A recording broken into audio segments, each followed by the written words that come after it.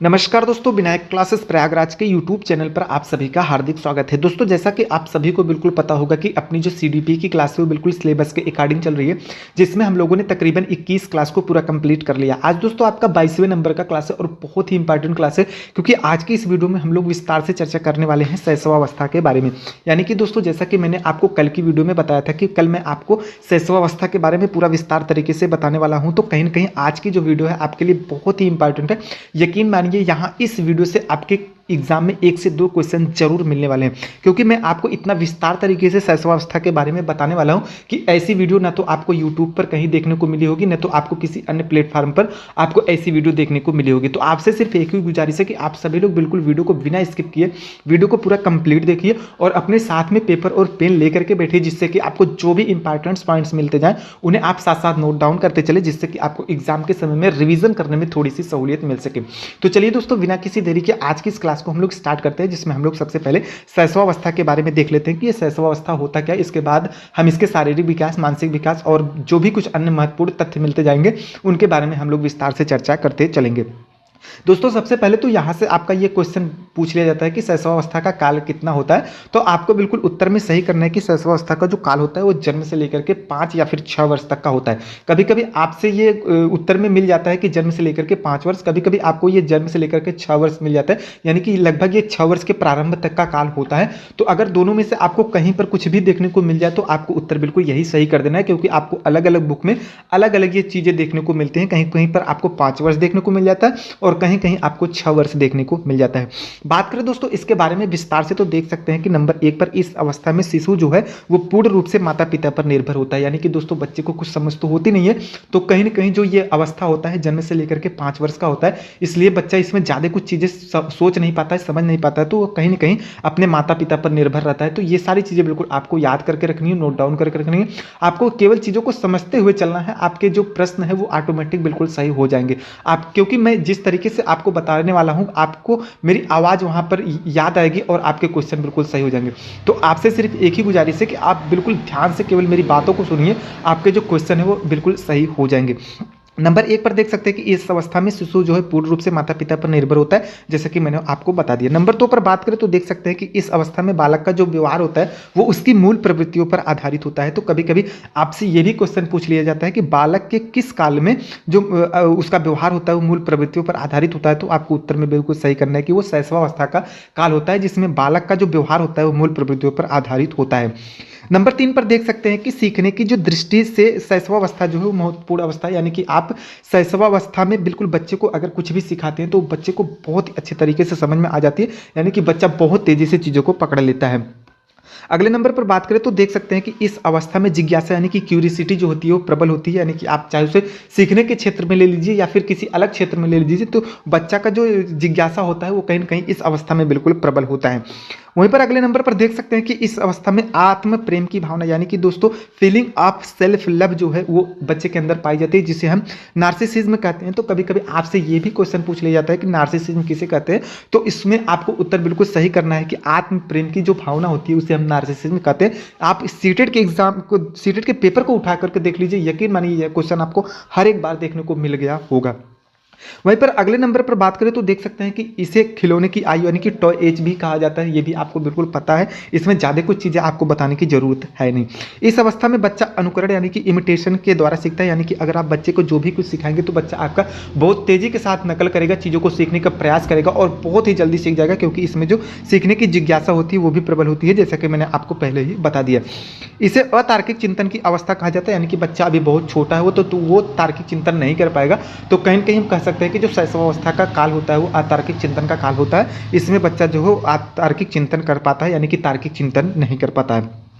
अगले नंबर पर बात करें और बहुत ही इंपॉर्टेंट लाइन पर बात करें तो देख सकते हैं कि इस अवस्था में लड़कों में पितृ विरोधी ग्रंथि यानी कि ऑडिपस तथा लड़कियों में मातृ विरोधी ग्रंथि इलेक्ट्रा विकसित तो होती है। यानी कि दोस्तों कभी कभी आपसे ये पूछ लिया जाता है कि बच्चा जो है वो जब शैशवावस्था में होता है तो अपनी माता से ज़्यादा लगाव करता है, किस कारण से, तो आपको बिल्कुल बताना है कि इसमें जो है एक ग्रंथि पाई जाती है ऑडिपस, जिसकी वजह से ये पितृ विरोधी ग्रंथि होती है। कहीं कहीं वो पिता से ज़्यादा विरोध करता है, यानी कि कह सकते हैं कि उतना लगाव नहीं रखता है जितना अपनी माता से लगाव रखता है। जबकि वहीं पर अगर हम लड़कियों की बात करें तो देख सकते हैं कि इसमें मातृ विरोधी ग्रंथि जो होती है वो इलेक्ट्रा पाई जाती है, जिस कारण से लड़कियों का जो रुझान होता है वो अपने पिता की तरफ होता है, न कि माता की तरफ होता है। हालांकि बच्चे जो छोटे होते हैं वो अपने माता पिता दोनों से प्यार करते हैं, लेकिन अगर ज़्यादा मात्रा में बात करें कि पिता और माता दोनों में से किसको ज़्यादा करते हैं, तो जो लड़के होते हैं वो अपनी माँ को करते हैं और जो लड़कियाँ होती हैं वो अपने पिता को करती हैं। ये चीज़ें बिल्कुल आप ये याद करके रखनी है। आप सीटेट के पेपर को उठा करके देख लीजिए, हर बार आपको ये क्वेश्चन देखने को मिला होगा। वहीं पर दोस्तों अगले नंबर पर बात करें तो देख सकते हैं कि इस अवस्था में सामाजिकता व नैतिकता का अभाव पाया जाता है, क्योंकि बच्चा घर में रहता है, ज़्यादा चीज़ें वो कर नहीं पाता है, तो उसके अंदर सामाजिकता व नैतिकता का अभाव जाहिर सी बात है पाया जाएगा, क्योंकि वो तो अभी समाज में रह नहीं रहा, वो अभी अपने परिवार में रहता है, तो कहीं ना कहीं उसके अंदर ये सारी चीज़ें बिल्कुल आपको देखने को मिल जाती हैं, यानी कि उसका अभाव आपको देखने को मिल जाता है। बात करें दोस्तों एक मनोवैज्ञानिक सिगमंड फ्रायड के अनुसार तो देख सकते हैं कि इस अवस्था में काम की प्रवृत्ति जो होती है वो विकसित होती है, यानी कि दोस्तों इसमें जो काम की प्रवृत्ति होती है वो कहीं ना कहीं ज़्यादा होती है। तो ये सारी चीज़ें भी आपको बिल्कुल याद करके रखना। अगर कभी कभी आपसे ये भी क्वेश्चन पूछ लेता है कि किस अवस्था में काम की प्रवृत्ति जो है वो ज़्यादा विकसित होती है, तो आपको उत्तर में बिल्कुल शैशवावस्था को सही कर देना है।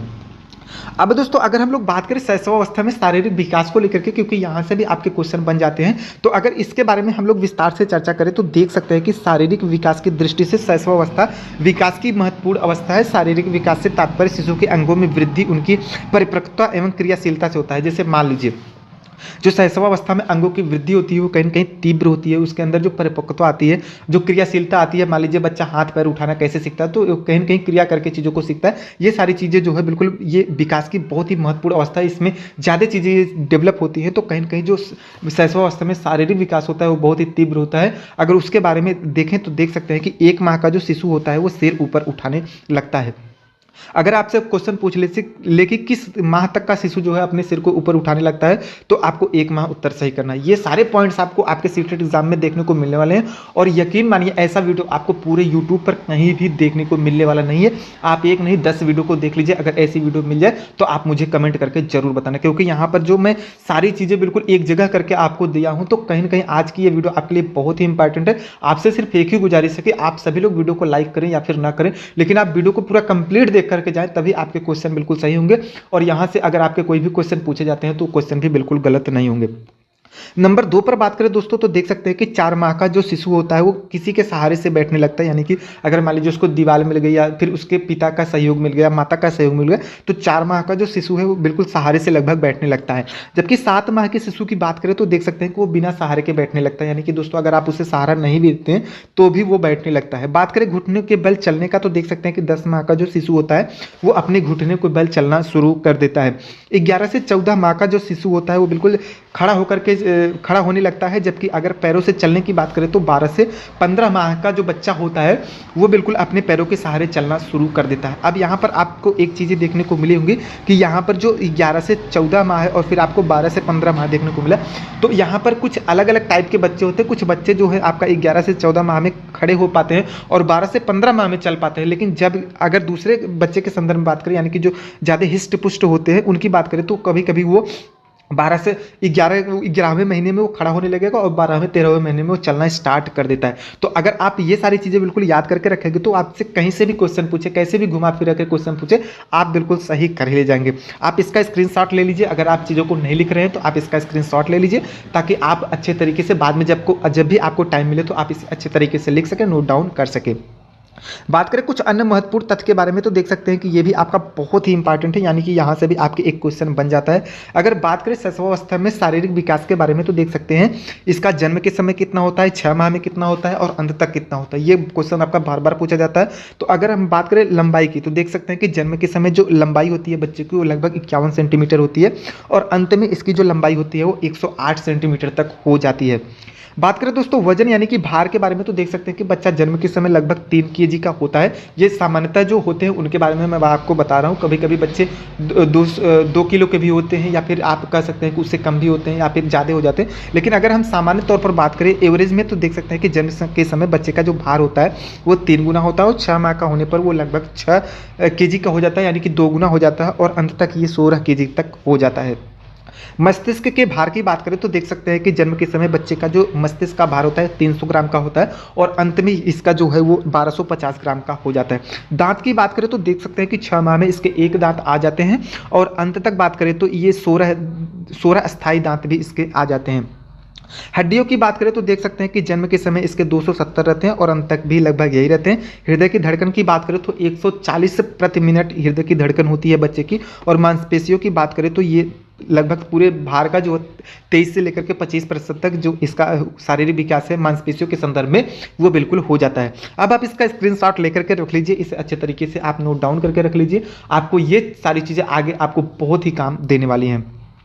वहीं पर दोस्तों आगे हम लोग बात करें इसके मानसिक विकास के बारे में तो देख सकते हैं कि शैशवावस्था में जो मानसिक विकास का मुख्य साधन होता है वो ज्ञानेंद्रियों की क्षमता एवं गुणवत्ता का विकास होता है। इस विकास के अंतर्गत हम भाषा, स्मृति, तर्क, चिंतन, कल्पना जैसे निर्णय जैसी योग्यताओं को शामिल कर सकते हैं, जो कि आपके निम्न प्रकार के होते हैं। यानी कि दोस्तों बच्चा कब से चीज़ों को अनुभव करने लगता है, अगर इसके बारे में हम लोग विस्तार से चर्चा करें तो देख सकते हैं कि 1 माह का जो शिशु होता है उसे भूख, प्यास, निद्रा तथा अन्य शारीरिक आवश्यकताएं होने पर हाथों से तथा पैरों से क्रिया करता है और रोने व चिल्लाने लगता है। यानी कि जब 1 माह के बच्चे को भूख लगती है, प्यास लगती है या फिर उसे नींद लगती है तो वो कहीं ना कहीं पैरों और हाथों के माध्यम से क्रिया करता है और वह रोने चिल्लाने लगता है, जिससे वो ये बताने की कोशिश करता है कि उसे ये सारी चीज़ें बिल्कुल लग गई, यानी कि उसे भूख लग गई है या फिर उसे प्यास लग गई है। 2 माह के अगर हम शिशु की बात करें तो देख सकते हैं कि ध्वनि के प्रति वो प्रतिक्रिया करने लगता है। यानी कि आप उसे कुछ बोलते हैं, कुछ सिखाते हैं तो वो कहीं ना कहीं क्रिया के बदले प्रतिक्रिया करने लगता है, अगर 2 माह के बच्चे की हम लोग बात करें तो। अगले नंबर पर देख सकते हैं कि जो 4 माह का शिशु होता है वस्तुओं को पकड़ने, आवाज़ निकालने तथा माँ को देख करके मुस्कुराने का जो काम है वो करने लगता है। तो अगर आपसे 4 माह के शिशु के संदर्भ में चीज़ें पूछे तो आप इसे सही कर सकते हैं। 6 माह का शिशु जो है वो अपना नाम पहचानने लगता है कि उसका नाम क्या है तथा सुनी हुई आवाज़ों की नकल भी कर लेता है। अगर वहीं पर अगले नंबर पर हम लोग बात करें 8 माह के शिशु के बारे में तो देख सकते हैं कि 8 माह का जो शिशु होता है खिलौने के साथ खेलने लगता है अर्थात खिलौने छीनने पर वो रोने लगता है। तो ये सारी चीज़ें बिल्कुल उसके अंदर आ जाती हैं अगर वो 8 माह का हो जाता है तो। अगले नंबर पर बात करें दोस्तों तो देख सकते हैं कि 10 माह का शिशु जो है वो शब्द बोलने लगता है। यानी कि दोस्तों एक छोटा छोटा जो शब्द होता है उसका ये प्रयोग करने लगता है। जबकि 14 माह के शिशु की बात करें तो वो प्रथम सार्थक शब्द बोल लेता है। यानी कि जो शब्द है अब वो बिल्कुल सही सही उच्चारण कर लेता है। पहले ये जो जब 10 माह का था तो ये कहीं ना कहीं हकलाता है, तुतलाता है, लेकिन 14 माह का जो शिशु होता है वो सार्थक शब्द यानी कि अच्छे से चीज़ों को बोल लेता है। 20 माह के शिशु की बात करें तो एक वाक्य बोलने लगता है। जैसे कि मान लीजिए एक कई शब्दों को मिलकर के एक वाक्य बनते हैं तो वो एक वाक्य बोलना बिल्कुल प्रारंभ कर देता है। जबकि 3 वर्ष का जो शिशु होता है वो लगभग 5 से 7 वाक्य एवं गिनती बोलने लगता है तथा रेखाएं भी बनाता है। यानी कि दोस्तों रेखाएं भी बनाना अब वो सीख गया है। बात करें 4 वर्ष के शिशु की तो देख सकते हैं कि हल्की व भारी वस्तुओं में अंतर करना सीख जाता है कि कौन सी वस्तु भारी है, कौन सी वस्तु हल्की है। बात करें दोस्तों 5 वर्ष के बालक की तो देख सकते हैं कि व्याकरण की दृष्टि से वो शुद्ध शब्द अब बोलने लगता है। यानी कि दोस्तों वो व्याकरण का प्रयोग तो नहीं कर पाता लेकिन व्याकरण की दृष्टि से क्योंकि वो उसके अंदर नकल करने की जो प्रवृत्ति है वो बहुत तीव्र होती है तो अपने माता पिता से या फिर अपने आस पड़ोस से वो जो है कहीं ना कहीं व्याकरण की दृष्टि से शुद्ध वाक्य बोलना बिल्कुल सीख जाता है। अब दोस्तों यहाँ पर आप इसका भी स्क्रीनशॉट लेकर के रख सकते हैं। यानी कि जो इसके मानसिक विकास से संबंधित जो भी क्वेश्चन बनने वाले थे इसके बाहर आपका कोई भी क्वेश्चन नहीं बनेगा। ये आपके लिए बहुत ही पर्याप्त है। अगर इतना सारी चीज़ें बिल्कुल आप याद कर लेते हैं तो कहीं ना कहीं आपके क्वेश्चन भी बिल्कुल सही हो जाएंगे। वहीं पर दोस्तों अगले नंबर पर बात करें तो देख सकते हैं कि शैशवावस्था में बच्चे के अंदर कुछ सामाजिक विकास का भी हो जाता है डेवलपमेंट। अगर उसके बारे में बात करें तो देख सकते हैं कि जन्म के समय शिशु सामाजिक प्राणी तो नहीं होता है। जैसे जैसे उसका शारीरिक मानसिक विकास होता है वैसे वैसे सामाजिक विकास भी होता है। अर्थात शिशु के सामाजिकरण की जो प्रक्रिया होती है दूसरे व्यक्तियों के साथ उसके संपर्क से प्रारंभ होती है। यानी कि दोस्तों इसके अंदर जो मान लीजिए बाहर के जो व्यक्ति इसके संपर्क में आते हैं, अब परिवार के बाहर ये बच्चा निकल चुका है तो इसके जो आस पड़ोस के लोग हैं इसके संपर्क में अगर आते हैं तो कहीं ना कहीं उसका जो सामाजिक विकास है वो धीरे धीरे स्टार्ट होना शुरू हो जाता है। यानी कि शैशवावस्था के प्रथम 2 वर्षों तक शिशुओं का व्यवहार मूल प्रवृत्त्यात्मक होता है, इसलिए वे स्वकेंद्रित होते हैं और अपना स्वयं का सुख ही उनके लिए सब कुछ होता है। यानी कि दोस्तों इसमें बहुत ज़्यादा सामाजिक विकास नहीं हो पाता, थोड़ी बहुत हो जाती है लेकिन उसे आप न के बराबर ही समझ के चलिए। क्योंकि जो बच्चे होते हैं इसमें नार्सिसिज्म की क्रिया पाई जाती है। यानी कि वो अपने आप से बिल्कुल प्रेम करते हैं, वो दूसरे के बारे में ज़्यादा कुछ नहीं सोचते हैं। अब वहीं पर दोस्तों अगर हम लोग अगले नंबर पर बात करें शैशवावस्था में संवेगात्मक विकास के बारे में तो देख सकते हैं कि शैशवावस्था में जन्म से ही संवेगात्मक विकास आरंभ हो जाता है। जैसे कि मान लीजिए नवजात शिशु में तेज आवाज़ से भय, उसकी शारीरिक गति में बाधा डालने से क्रोध और उसे थपथपाने पर या फिर उसे दुलारने से प्रेम की जो संवेग होते हैं वो बिल्कुल उत्पत्ति होती रहती है। यानी कि दोस्तों इसमें संवेगात्मक जो विकास होता है वो कहीं ना कहीं हो जाता है। अगर इसको आप विस्तार तरीके से समझें तो आप देख सकते हैं कि जैसे आप मान लीजिए उसे डांटते हैं तो उसे कहीं ना कहीं भय महसूस होता है तो ये उसके संवेगात्मक विकास को दर्शाता है। अगर आप उसे कहीं कोई काम करने में बाधा डालते हैं तो उसके अंदर जो क्रोध आता है ये भी उसका एक संवेग है। अगर आप उसे प्यार करते हैं, दुलार करते हैं, तो जो उसके अंदर प्रेम आता है वो भी कहीं ना कहीं एक संवेग है। तो ये सारी चीज़ें बिल्कुल आपको शैशवावस्था में एक बच्चे के अंदर देखने को मिल जाती है। बात करें मनोवैज्ञानिक ब्रिजेस के अनुसार तो देख सकते हैं कि जन्म के समय बच्चे के अंदर उत्तेजना पाई जाती है, जबकि 3 माह पर उसके अंदर कष्ट और आनंद का जो संवेग है वो बिल्कुल पाया जाता है। 6 माह पर उसके अंदर क्रोध, भय और घृणा पाया जाता है और 12 माह पर उसके अंदर स्नेह और उल्लास बिल्कुल डेवलप हो जाता है। तो ये सब पॉइंट्स भी आपको बिल्कुल याद रखने हैं। आपसे यहाँ से ऐसे क्वेश्चन पूछेगा कि किस माह तक के बच्चे के अंदर कष्ट और आनंद का संवेग आ जाता है, तो आपको उत्तर में बिल्कुल सही करना है कि 3 माह का जो बच्चा होता है उसके अंदर कष्ट और आनंद का संवेग जो है वो डेवलप हो जाता है। तो ऐसे ही आपसे यहाँ से क्वेश्चन पूछने वाला है। तो अगर आप इन सब चीज़ों को बिल्कुल अच्छे तरीके से नहीं देखेंगे, नहीं समझेंगे, तो यकीन मानिए कि आपका क्वेश्चन भी बिल्कुल गलत हो जाएगा और आपके चांसेस बढ़ जाएंगे सीटेट एग्जाम में फेल होने के। तो आपसे बस एक ही गुजारिश है कि आप बिना वीडियो को स्किप किए पूरा कंप्लीट देखिए, अच्छे तरीके से देखिए। अगर चीज़ें आपको एक बार में समझ में न आई हो तो आप इसे 2-3 बार देखिए, चीज़ें आपको बहुत ही अच्छे तरीके से समझ में आ जाएंगी। यहाँ पर देख सकते हैं कि एक अन्य महत्वपूर्ण तथ्य के अंतर्गत मैंने बिल्कुल आपको बताने की कोशिश की है कि आयु बढ़ने के साथ संवेगों की तीव्रता बढ़ने लगती है तथा लगभग 3 वर्ष की आयु पूरी करते करते शिशुओं में सभी संवेगों का विकास हो जाता है। यानी कि दोस्तों लगभग 3 वर्ष का जब बच्चा हो जाता है तो जितने भी संवेग होते हैं उन सभी का लगभग बच्चे के अंदर विकास हो जाता है। अब आपको शैशवावस्था की कुछ परिभाषाओं से जुड़े भी आपको क्वेश्चन मिलने वाले हैं आपके सीटेट एग्जाम में। कुछ मनोवैज्ञानिकों ने शैशवावस्था की कुछ अलग अलग अपनी परिभाषाएं दी हैं। अगर उनके बारे में हम लोग विस्तार से चर्चा करें तो नंबर 1 पर ही आपका आ जाता है वेलेंटाइन के अनुसार, यानी कि शैशवावस्था सीखने का आदर्श काल है। ये वेलेंटाइन महोदय ने बिल्कुल बताया है। तो यहाँ से अगर आपसे क्वेश्चन बन जाए कि शैशवावस्था सीखने का आदर्श काल है, यह किस मनोवैज्ञानिक का कथन है शैशवावस्था के बारे में, तो आपको उत्तर बिल्कुल सही करना है कि वेलेंटाइन के अनुसार शैशवावस्था की परिभाषा है। बात करें दोस्तों सिगमंड फ्रायड और बहुत ही इंपॉर्टेंट लाइन की बात, तो सिगमंड फ्रायड साहब के अनुसार देख सकते हैं कि शैशवावस्था जीवन की आधारशिला है और इन्होंने एक और बिल्कुल परिभाषा दी है कि जीवन के पहले 4-5 वर्षों में बालक भावी जीवन की नींव रख लेता है। यहाँ पर आपको बहुत सारी चीज़ें बिल्कुल समझनी नहीं है, बस आपको बिल्कुल रट जाना है इन सारी चीज़ों को, क्योंकि ये आपके डायरेक्ट आपके सीटेट एग्जाम में पूछ ले जाते हैं। बात करें दोस्तों अगले नंबर पर रास के अनुसार, तो देख सकते हैं कि शिशु कल्पना का नायक है।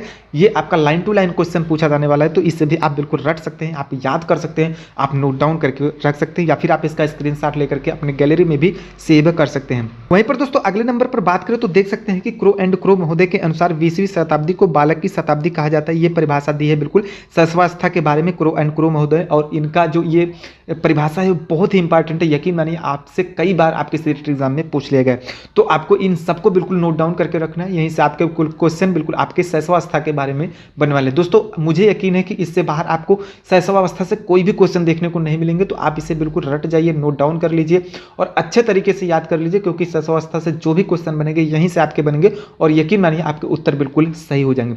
तो दोस्तों उम्मीद करते हैं कि आज की वीडियो आपको बहुत ही अच्छी लगी होगी। वीडियो अच्छी लगी हो तो वीडियो को एक लाइक जरूर कर दे, वीडियो को ज़्यादा से ज़्यादा अपने उन दोस्तों के पास शेयर भी कर दे जो आपके साथ सीटेट एग्जाम की तैयारी कर रहे हैं। और अगर आप चैनल पर नए हैं तो चैनल को सब्सक्राइब भी कर ले, क्योंकि यहाँ पर ऐसी वीडियो आपको हर रोज देखने को मिलती रहेगी। दोस्तों पूरा वीडियो देखने के लिए आप सभी का बहुत बहुत धन्यवाद। मिलते हैं किसी नए वीडियो में किसी नए टॉपिक के साथ, तब तक के लिए नमस्कार।